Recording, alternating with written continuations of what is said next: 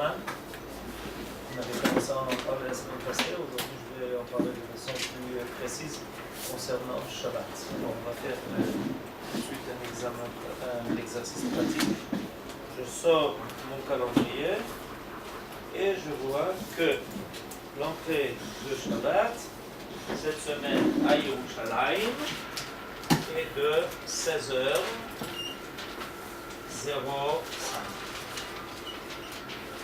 Ça, c'est le temps de Adlakat Nerot. Adlakat Nerot. C'est-à-dire allumage des bougies.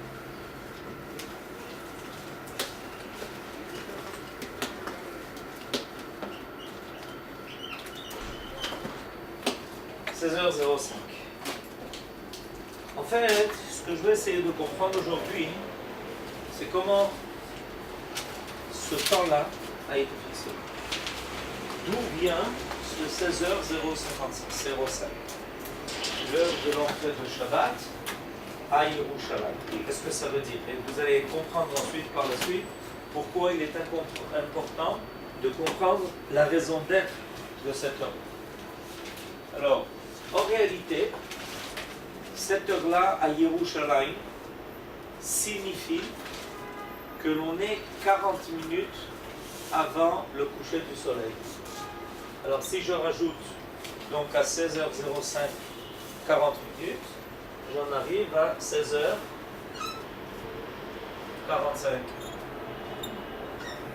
On est d'accord? Oui. Donc 16h45, merci.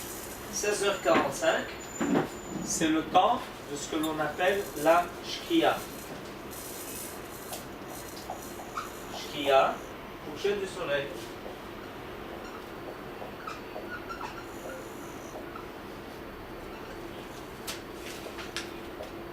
Entre les deux, Shkia.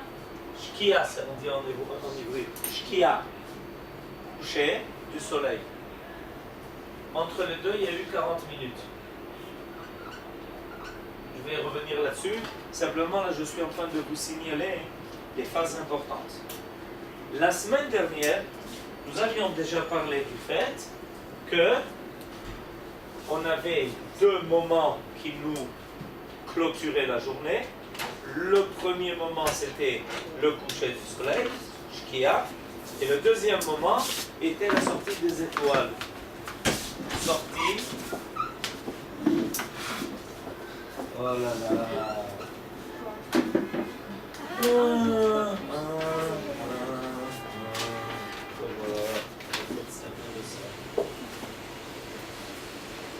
Sortie des étoiles.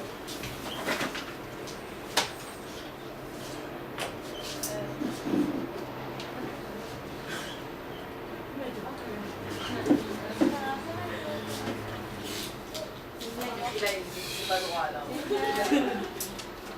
Incroyable.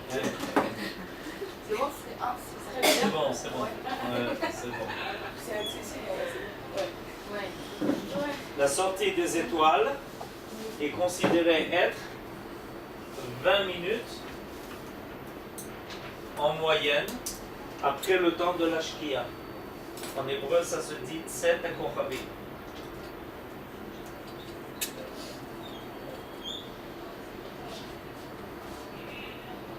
Si je fais donc mon calcul, entre le moment qui a été fixé pour le temps de l'allumage et le moment de la sortie des étoiles, c'est-à-dire la nuit complète, combien de temps est passé? Pardon? Pardon? C'est pas difficile. On passe de 16h05 à 17h05. C'est pas très difficile. J'imagine que vous avez quand même pris ça à l'école. C'est peut-être la dernière chose que vous avez appris. Mais enfin, toujours est-il que, voilà. Alors, je récapitule. Le Shabbat qui vient, Chaya Sarah, à Yerushalayim, l'allumage de Nerot est de 16h05. La Shkia est 40 minutes plus tard, 16h45. La sortie des étoiles est 20 minutes plus tard, 17h05. Ok? Alors ça, ce sont nos bornes. Maintenant, on va commencer à expliquer l'importance de nos bornes, de ces étapes-là. Quelle est leur importance? Alors, comme vous le remarquez, l'allumage des nérotes se fait bien avant la tombée de la nuit. Bien avant. Ça se fait 1 heure avant la tombée de la nuit à Yerushalayim. Bien avant. Et partout, ok, à Yerushalayim. Non, pas partout. Je précise, à Yerushalayim. Il y a encore quelques endroits où ça se passe comme ça, et je vais expliquer tout de suite pourquoi. Mais pas partout. En tout cas, pas en Israël. Maintenant, pourquoi on avance tellement le temps de l'allumage des nérotes avant la tombée de la nuit? 1 heure avant la tombée de la nuit est déjà fixé le temps de l'allumage des nérotes. Il y a à cela 2 raisons, et elles sont importantes à connaître. La première raison, c'est que à partir du moment qui s'appelle coucher du soleil, c'est-à-dire 40 minutes après, on est dans la halakha dans un temps qui s'appelle un temps de safek. C'est quoi un temps de safek? C'est un temps de doute. Le temps qui est entre le coucher du soleil et la sortie des étoiles, c'est un temps que l'on définit comme pouvant être le jour ou déjà la nuit. C'est un temps donc intermédiaire entre le jour et la nuit. C'est peut-être encore une partie du jour. La meilleure preuve, c'est que la nuit n'est pas complète. Mais c'est peut-être déjà un temps qui appartient à la nuit parce que le soleil a disparu sous l'horizon. Alors, à partir de ce temps-là, que j'ai signalé ici, 16h45, tous les travaux deviennent interdits. C'est en fait comme si c'était déjà Shabbat. Pour quelle raison? Pourquoi est-ce que tous les travaux deviennent interdits à partir de ce temps-là? Parce qu'il est possible qu'en fait, on soit déjà dans Shabbat. À partir du temps du coucher du soleil de la Shkia, il est possible qu'on soit déjà dans Shabbat. Parce que si c'est déjà la nuit, c'est donc quelque chose qui appartient au jour d'après, donc qui appartient à Shabbat. Donc, dès qu'on arrive à cette minute-là, 16h45, tous les travaux deviennent interdits. Mais avant, on a encore 40 minutes. Attendez, kol hakavod, je procède par étapes. Alors, donc, on a ici quelque chose qui est crucial. C'est le moment où, à notre niveau, on sait qu'on n'a plus le droit de faire aucun travail. Et c'est 40 minutes après le temps de l'allumage des Nérot et Yerushalayim. Maintenant, on vient de nous poser une question importante. Et pourquoi alors, dans ce cas-là, ne pas faire l'allumage des Nérot, par exemple, à 16h44? Oui. Eh oui. Pourquoi faire l'allumage des Nérot à 16h05, 40 minutes avant? Alors, la réponse est la suivante. C'est qu'il y a une mitzvah particulière qui s'appelle la mitzvah de rajouter Mikodesh Lechol. Ça veut dire commencer le Shabbat avant l'entrée du Shabbat. Prendre, grignoter sur un temps qui est profane, le temps du vendredi, et le joindre au temps du Shabbat. Recevoir le Shabbat avant son temps. Pour prouver combien en fait on attend avec impatience le temps du Shabbat.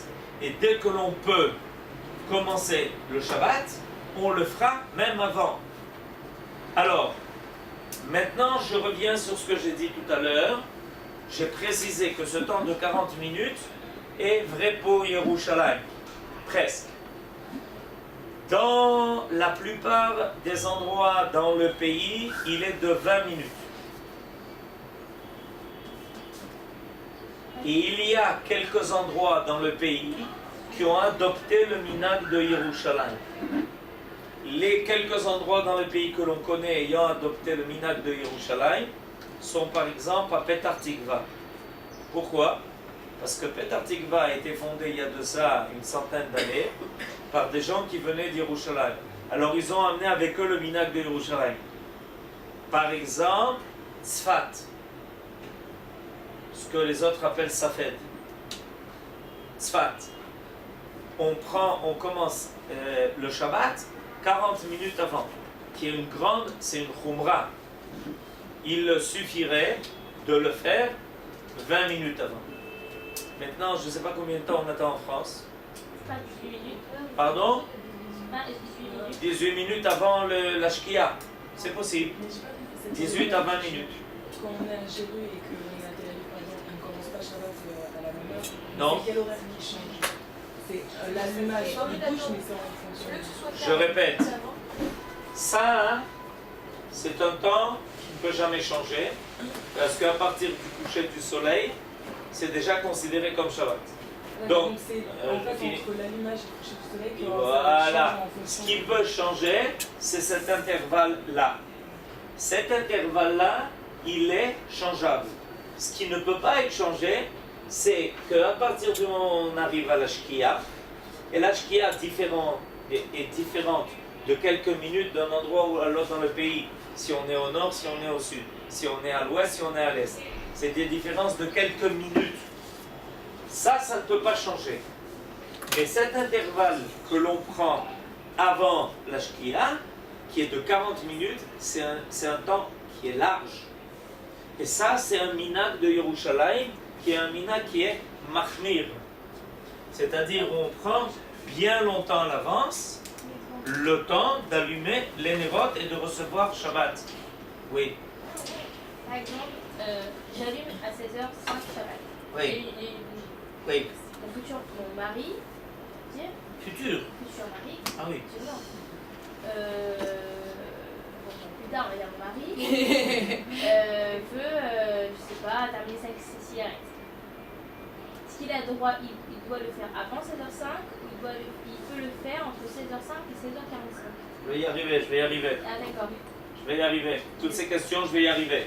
Avant de rentrer dans toutes ces questions pratiques, je veux d'abord que vous compreniez le système. D'accord. Parce que toutes les questions et toutes les réponses qu'on va amener à ces questions dépendent de la compréhension profonde de ce temps-là que les gens en général, ils n'ont aucune notion, ils ne savent pas pourquoi. Est-ce que nous, on dépend de ce système? Pardon? Est-ce que nous, on dépend de ce système? Tout le monde dépend de ce système. Dès qu'on arrive à Jérusalem. Dès qu'on est à Yerushalayim, on dépend de ce système. Mais si on sort de Jérusalem. Si on sort de Yerushalayim, on dépend du système de l'endroit où on se trouve. D'accord. Maintenant, il y a des gens qui sortent de Yerushalayim et qui continuent d'être avec la khumra de Yerushalayim. C'est leur droit. Mais on a quand même cette mitzvah. Pardon? On a quand même quoi? On effectue quand même cette mitzvah. Enfin, c'est quand même une mitzvah de faire rentrer Shabbat avant. Bien sûr. D'accord. Même si on n'est pas Yerushalayim. Même si on n'est pas Yerushalayim, on peut le faire jusqu'à un maximum de 1h15. Là, c'est de 40 minutes jusqu'à 1h15 avant. Alors, je reviens quand même sur ces temps-là. À partir du moment où on arrive à ce temps-là, donc pour nous, les travaux de Shabbat sont interdits. Et il va se passer 20 minutes avant que ça ne soit la nuit complète. Il y a un certain nombre de choses qui ne sont pas des interdits de la Torah, qui peuvent être éventuellement permis dans ce laps de temps. On en parlera peut-être plus tard. Pour nous, la limite extrême de tout est 16h45. Maintenant, toutes les questions que vous commencez à poser sont des questions sur l'élasticité. Combien ce temps-là est un temps qui est impératif et combien ce temps-là est un temps qui peut éventuellement changer. Mais nous, les filles, on n'est pas concernés par ce temps. Pourquoi vous n'êtes pas concernés par ce Parce temps? qu'on allume les bougies. Pardon? Parce qu'on a allumé les bougies, justement. Vous savez, attendez. J'ai dit que ce que je vais expliquer, ça va être tout de suite la réponse à toutes ces questions. Avant de commencer les questions, on finit d'abord d'expliquer ça. D'accord? J'ai une question pour ça. Oui. Les 16h05 que vous avez pris, c'est Oui. sur votre calendrier. Oui. Ça veut dire que ce qu'on a nous dans notre calendrier, c'est bien 16h05. Exact. Donc c'est À Yerushalayim. à Yerushalayim, donc c'est 40 minutes avant. D'accord? C'est bon. Vous savez, il n'y a pas de... Donc quoi qu'il arrive, on fait une mitzvah sans le savoir. Oui, c'est pour ça que j'explique, pour que vous le D'accord, sachiez. Alors, maintenant, et ce laps de temps-là, de 40 minutes, que l'on a à Yerushalayim, il y a quelques autres endroits dans le pays, et de 20 minutes, c'est un laps de temps qui est une khumra. Et je définis la chose comme étant un minag. Maintenant, pourquoi il est important de connaître cette définition? On en avait déjà parlé. Parce qu'un minag est un minag, à moins que il y ait quelque chose qui réclame de nous plus que le minag. Alors, je m'explique. Si, par exemple, dans ce temps-là de 40 minutes, il s'avère qu'on a encore quelque chose d'impératif à faire pour le Shabbat, et s'il s'avère qu'on a dépassé, qu'au lieu d'allumer les nérotes à 16h05, on les allumait à 16h10, à 16h15, à 16h20, à 16h25. Parce qu'on n'a pas eu le temps de les allumer avant. La question fondamentale sera, est-ce qu'on a le droit de le faire? Quelle est la réponse? Ah oui, non, oui. Bien évidemment, on a oui. C'est-à-dire que l'obligation d'allumer les nérotes est plus impérative que le minag de recevoir Shabbat avant. Et c'est important de le comprendre parce que des fois, vous dites, waouh, j'ai dépassé cette heure-là, celle qui est marquée sur les calendriers. Et on risque de s'abstenir de faire une mitzvah qui n'est pas un minag, mais une halakha, d'allumer les nérotes. Première remarque. Deuxième remarque. Ça, c'est un temps qui est une khumra d'après un minag. Où, comme vous venez de le souligner, les femmes allument les nérotes, en principe. À Yerushalayim d'ailleurs, il y a des quartiers où il y a une sirène pour avertir que le temps de l'allumage des nérotes arrive dans 5 minutes. On peut entendre cette sirène à Beit Vagan, il y a d'autres quartiers. Et ici on l'entend. Ok? Ok? Il y a une sirène qui avertit de cela. À l'époque du Talmud, ce n'était pas une sirène, on sonnait du chauffard. C'est intéressant. Est-ce que ce temps-là oblige tout le monde? Je m'explique. Alors je reviens à l'exemple du mari. On le ramène le mari. Et on pose la question de savoir, est-ce que l'allumage des nérotes de sa femme à 16h05 l'empêche pendant ce laps de temps de 40 minutes de faire des travaux? Par exemple, d'aller au Beth Knesset en voiture. Réponse, non. L'allumage des nérotes de sa femme n'interdit pas des travaux à ceux qui ne sont pas obligés par l'allumage des nérotes. Alors le principe il est le suivant, c'est qu'en général, les filles d'une famille sont tenues de recevoir le Shabbat par l'allumage des nérotes de leur mère, de la maîtresse de maison. Les filles, en principe, n'allumant pas les nérotes, donc sont en fait tirées par l'allumage des nérotes à recevoir le Shabbat comme leur propre mère. Si une fille allume par elle-même les nérotes, par son propre allumage de nérotes. Par contre, un mari n'est pas tenu de recevoir le Shabbat en même temps que sa femme. Une femme, en allumant les nérotes, par principe, reçoit Shabbat.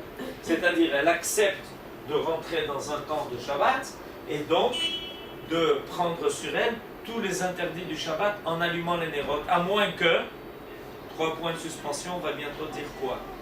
Mais par principe, quand une femme allume les nérotes, ça veut dire qu'en même temps qu'elle a fini d'allumer les nérotes, elle a reçu sur elle d'appliquer les lois des halachot du Shabbat, d'être donc interdite de tous les travaux du Shabbat. Ça elle ne la concerne qu'elle. Elle et ses filles. Ça ne concerne pas son mari Et c'est garçon. et ses garçons, par exemple, qui vont aller au Beth Knesset en voiture, où elle n'aura pas fini, par exemple, de faire tous les travaux qu'il fallait, comme mettre la plaque chauffante de Shabbat, allumer le mecham, je sais pas comment vous appelez ça, le kumkum, ça se dit en français, ok, kumkum, et de Shabbat, son mari peut très bien le faire. Mais lui aussi, il a une minute. Il a une limite. Laquelle? 40 minutes. Ouais. Il y a 45 Il a plus que ça comme limite. Il a non seulement 16h45, ça devient impératif, mais il a aussi, lui, l'obligation de recevoir le Shabbat quelques minutes avant l'entrée officielle du Shabbat. Les décisionnaires n'ont pas fixé de façon précise combien de temps avant l'entrée du Shabbat officiel on est tenu de prendre sur soi le Shabbat. On a l'habitude de dire que c'est à peu près un quart d'heure. Donc, si je calcule un quart d'heure avant ça, j'en arrive à peu près à 16h30. Ok? On arrive à peu près à 16h30. Vous avez mis ça. Excusez-moi. À 16h30, donc on a pu encore faire certaines choses entre le moment de l'allumage des nérodes pour celles qui n'ont pas reçu le Shabbat et ce temps où on doit déjà prendre sur soi de recevoir le Shabbat avant le temps. Et si par hasard on a dépassé, qu'on est arrivé à 16h35, c'est Besséder. Et même si on est arrivé à 16h40, c'est Besséder. On peut allumer sans accepter Shabbat. Ça, j'en ai pas encore parlé. Ça, j'en ai pas encore parlé. Je donne pas de réponse, j'en ai pas encore parlé. J'ai parlé d'autre chose. J'ai parlé du fait qu'un mari n'étant pas tenu de recevoir le Shabbat par l'allumage des nérodes de sa propre femme, lui, il a encore un temps qu'il peut exploiter. Et si on n'a pas aussi, même une femme qui n'avait pas allumé les nérodes à temps, ok, peut continuer d'allumer les nérodes jusqu'à ce qu'elle arrive, évidemment, avant 16h45. 16h45, c'est déjà interdit d'allumer les nérodes. Si une femme n'a pas allumé les nérodes jusqu'à 16h45, eh bien, elle a raté l'allumage des nérodes. C'est 40 minutes.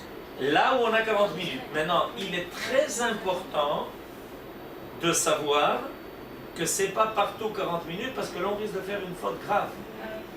Si on est à un endroit où le temps de l'allumage des nérodes n'est pas fixé à 40 minutes avant la Shkia et à 20 minutes, on croit qu'on a encore 40 minutes alors qu'on n'a que 20 minutes ou 18 minutes en France.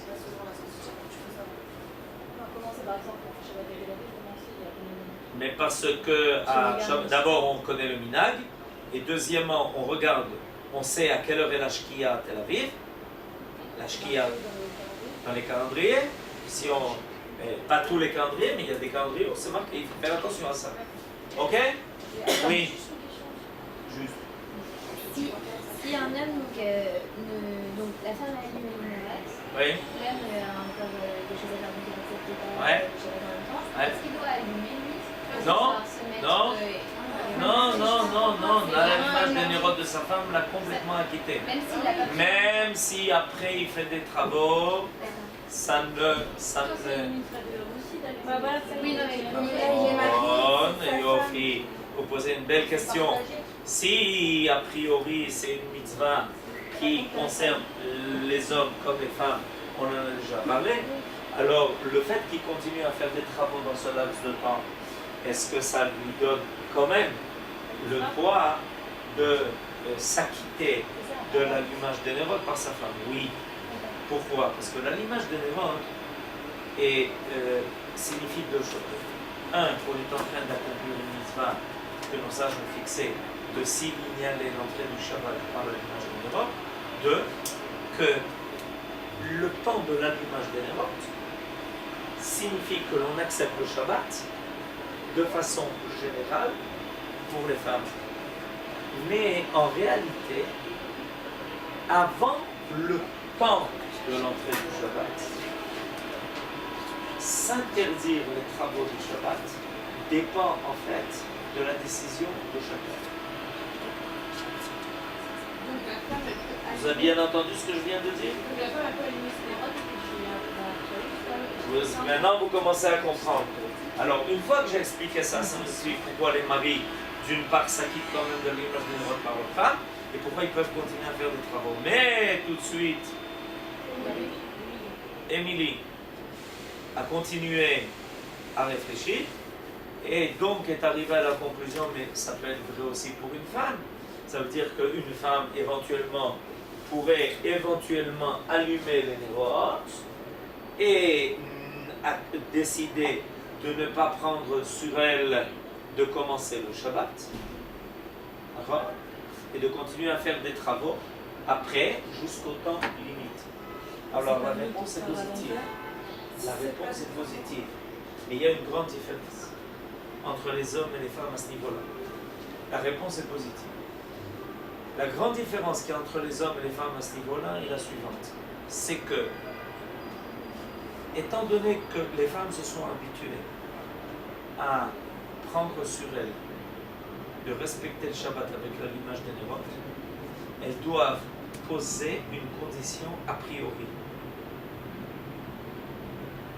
C'est-à-dire qu'avant d'allumer les nérotes, une femme qui n'a pas le choix, qui n'a pas eu le temps, qui a encore quelque chose d'important à faire, avant d'allumer les nérotes, doit poser comme condition que bien qu'elle allume les nérotes, elle n'accepte pas les interdits du Shabbat.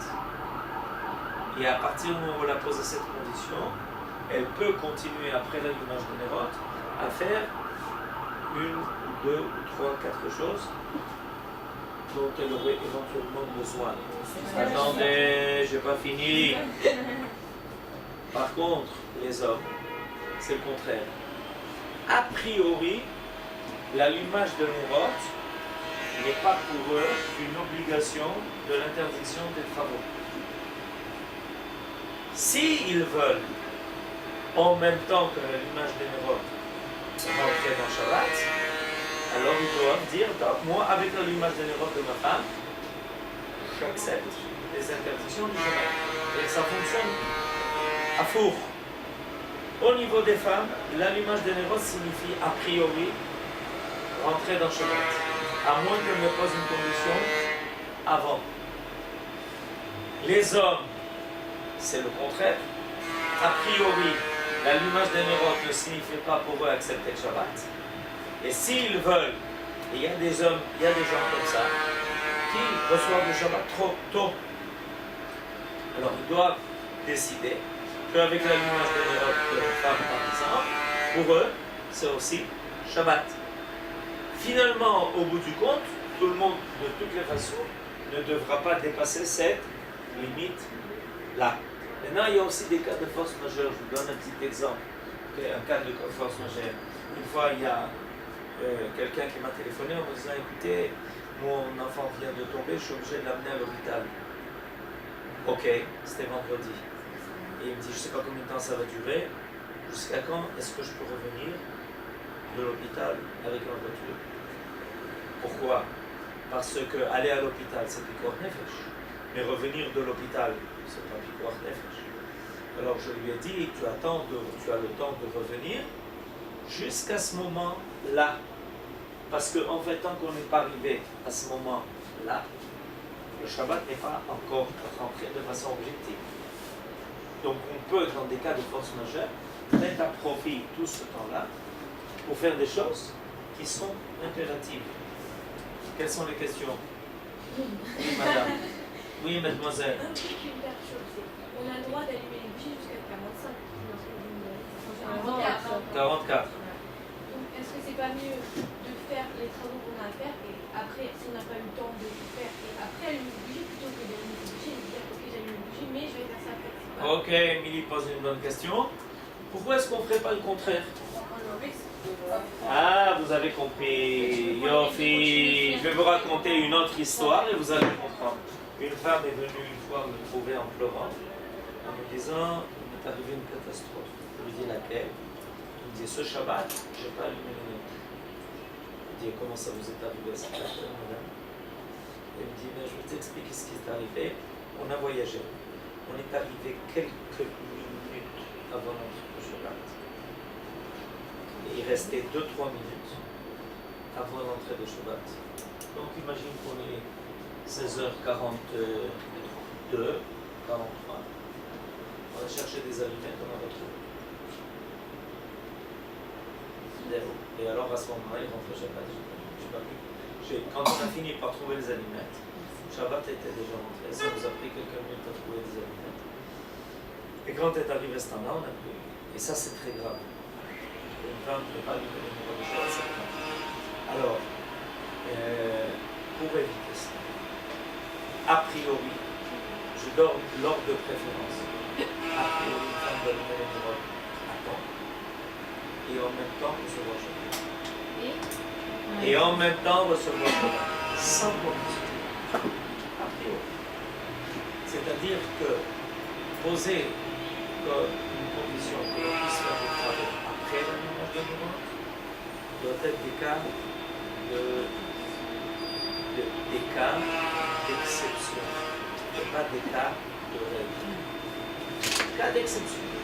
A priori, on doit essayer le plus possible de respecter cet horaire-là de l'allumage de numéros et exceptionnellement, quand il nous reste quelque chose à faire, où on peut éventuellement même retarder de quelques minutes ce temps d'allumage des numéros de quelques minutes, au lieu de 16h05, 16h10, 16h15, jusqu'à 20 minutes, ça ne pose pas de problème.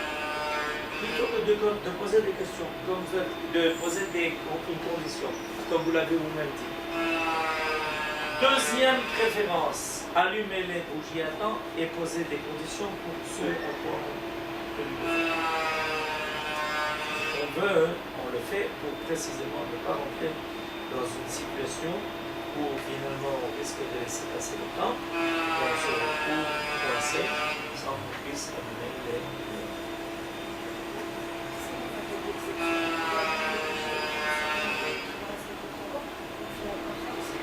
Oui, ça n'a rien à voir. J'ai deux questions.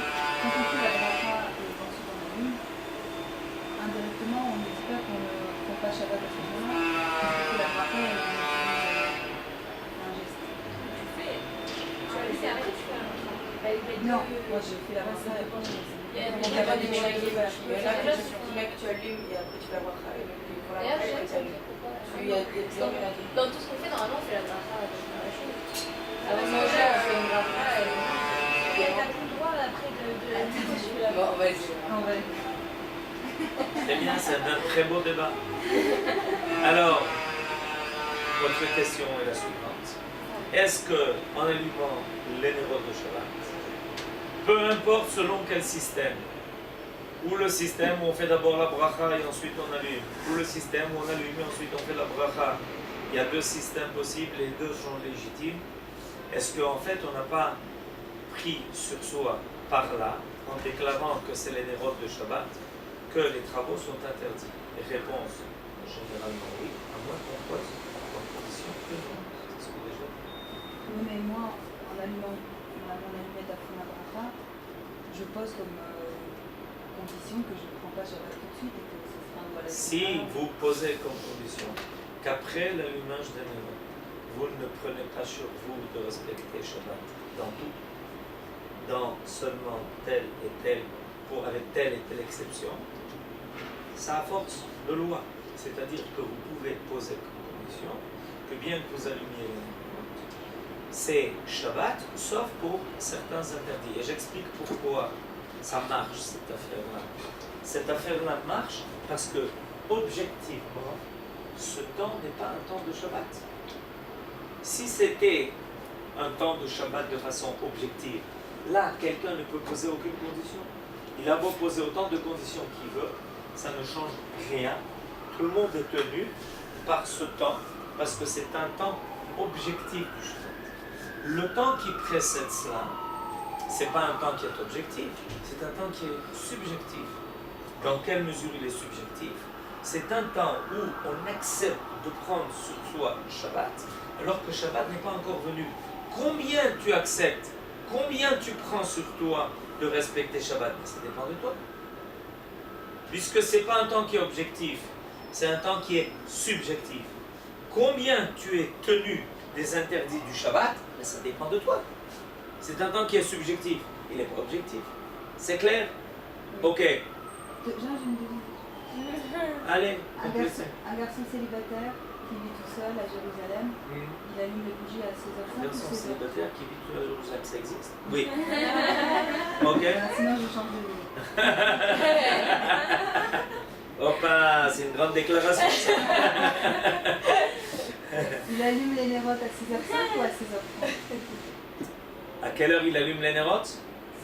Il allume les nérotes quand il veut. Quand il veut.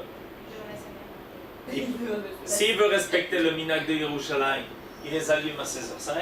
S'il est célibataire qui n'a jamais le temps, parce que les célibataires n'ont jamais le temps, vous savez ça.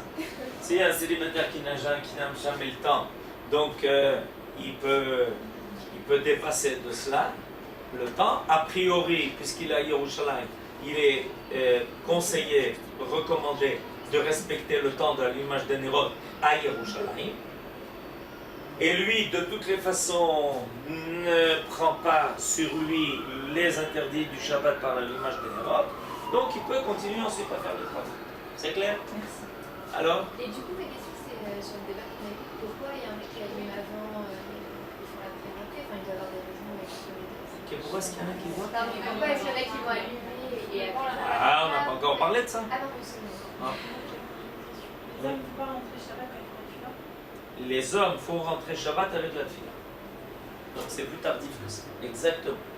Et là, c'est la question qui complète évidemment tout ce qu'on a dit aujourd'hui. Alors, à ce moment, finalement, les hommes, à quel moment font-ils rentrer Shabbat? Avec la tefila.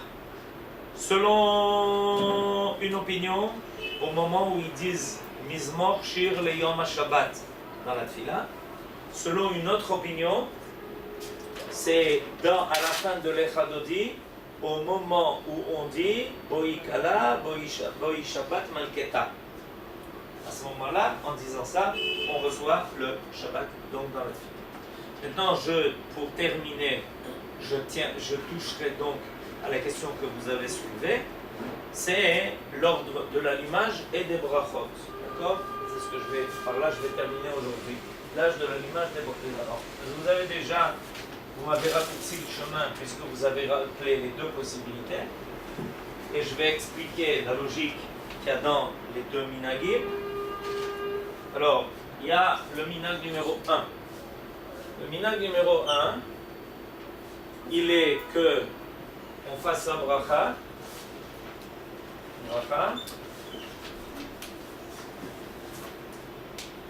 Ensuite, allumage. Adlaka. Bracha. Allumage.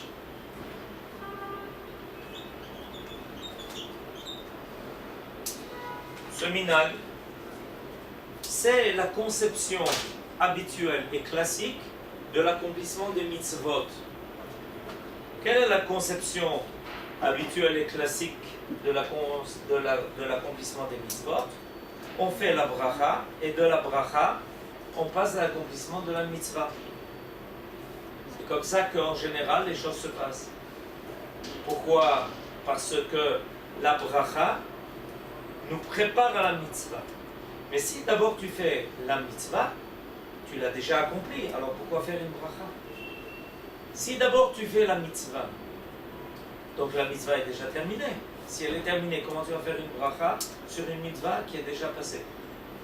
Donc l'idée de la halacha, la logique, est que avant d'accomplir une mitzvah, on fait d'abord la bracha.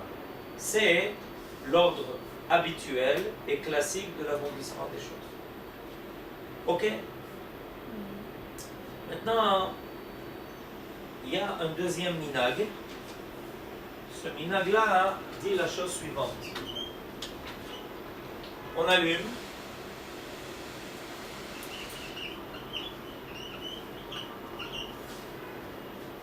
et on fait la bracha.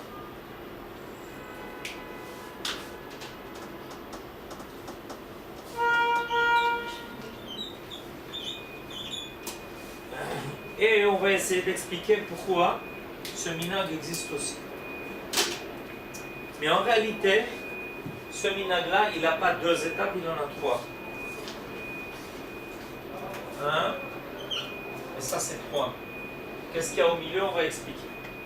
Alors avant de d'abord parler de ça, je ferai remarquer que même dans l'accomplissement des mitzvot, ce cas de figure existe.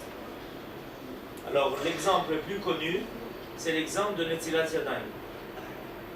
À Netilat Yadayim, qu'est-ce qu'on fait? On commence par verser de l'eau. Ensuite, on fait la bracha. Et ensuite, on s'essuie. Alors, on voit bien que dans ce cas-là, on a commencé d'abord par verser l'eau sur les mains. Ensuite, on est passé à la bracha. Et on a fini par s'essuyer les mains qui termine la mitzvah. C'est-à-dire que la mitzvah, en fait, est décomposée en 2 éléments. Le premier, c'est verser l'eau.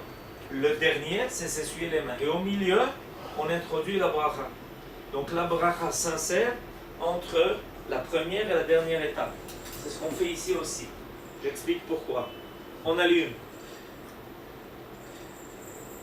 Mais quand on allume, alors toute personne qui a déjà vu une image classique de la femme juive qui est pieuse, voit une femme devant les nérotes avec les mains sur les yeux.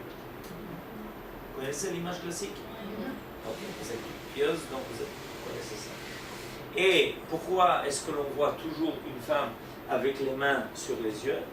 Parce que le principe est le suivant. Quand on allume et qu'on se ferme les yeux, on ne profite pas encore de la lumière des nérotes.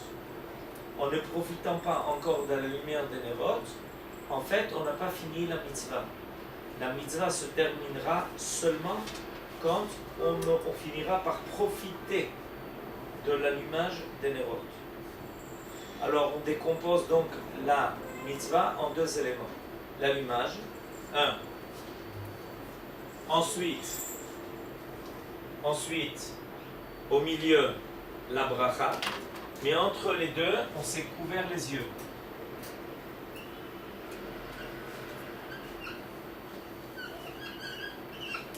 Ensuite, on fait la bracha. Alors là, je la mets comme numéro 2. Et 3, profiter de la lumière des nérotes. On découvre, à ce moment-là, on enlève ses mains et on profite. Et c'est comme ça qu'on finit la mitzvah. Alors comment se fait-il que ce minag aussi existe? Alors que l'idée classique a toujours été qu'on fasse la bracha et ensuite la mitzvah.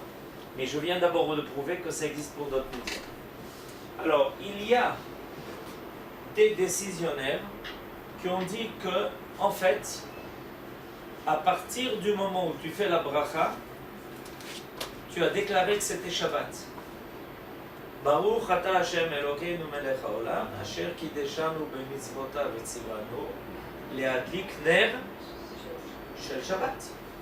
Donc si tu dis ner shel Shabbat, c'est Shabbat. Si c'est Shabbat, comment tu peux allumer?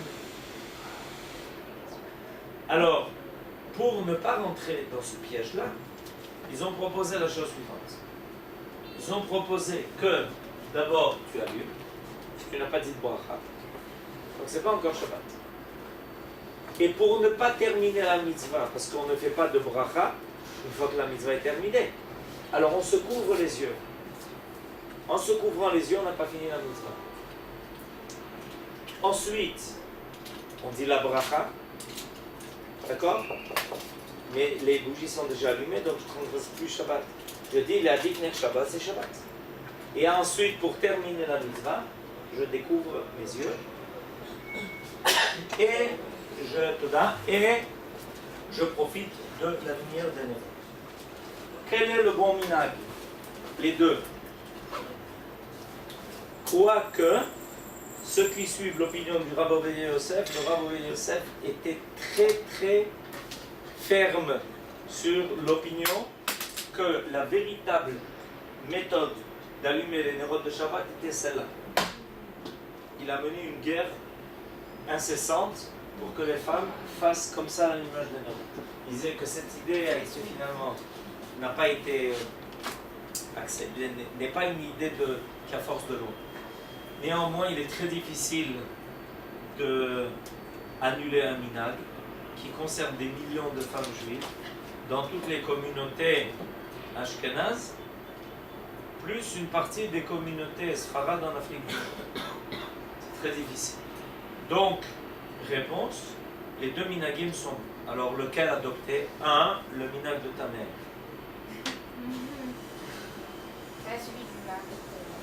Un, le minag de sa mère. Quand on se marie avec un mari qui a un autre minag, alors là, ça dépend de lui. Si il réclame que sa femme ait le minag que lui a appris selon la halakha, alors elle doit faire son minag à lui, parce qu'elle la quitte aussi. Si il dit non, tu as qu'à allumer les nérodes comme ta mère avait l'habitude de faire, tu peux continuer d'allumer selon le minag de sa mère. Et on doit lui poser la question. Pardon? Et on doit lui poser la question. On doit lui poser la question ou il le dira de lui-même. Deux possibilités existent. Toujours est-il que les deux minagim sont bons et qu'on n'a pas besoin de faire changer de minag à qui que ce soit. Et les deux principes ont leur base dans la halakha, puisque je vous ai déjà montré qu'il y avait d'autres mitzvot qui étaient accomplies sur ces concepts. Chez moi, on faisait de l'allumage, de la bracha, et après on se coupait les yeux et on faisait nos brachas personnelles. Le sens, vu que je ne sais pas dans le... C'est valable quand même. Non, mais c'est ce que j'explique. Maintenant, vous avez compris la logique des choses.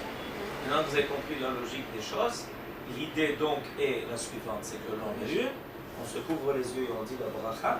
Ensuite, on se découvre les yeux pour profiter de l'image d'un néron. Étant donné que les gens ne connaissent pas toute la logique de toute la halakha, alors on voit à peu près, selon les photos, selon les peintures, ce que l'on a l'habitude de faire, et on ne fait pas toujours comme il le faut. C'est pour ça qu'il faut apprendre la halakha pour connaître les détails. Oui. Une femme qui n'a pas de bougie, qui ne peut pas allumer sa bougie, elle fait la bougie. Est-ce qu'elle doit quand même faire la bracha comme ça sans... Non, pas du tout. Elle doit dire Baruch Mekadesh Shabbat. Comme à la fin de Shabbat, on a l'habitude de dire Baruch Hamavdil Ben Kodesh Lechva. À l'entrée de Shabbat, elle peut dire Baruch Mekadesh Shabbat. On ne peut pas dire les brachot sur l'Ikner Shli Shabbat. C'est un contresens. La dame qui est venue vous voir pour les allumettes, sans les allumettes, Ouais, elle a pu faire ça. elle a pu faire ça, mais ça n'a pas remplacé l'image de la bougie. Shabbat Shalom. Shabbat Shalom.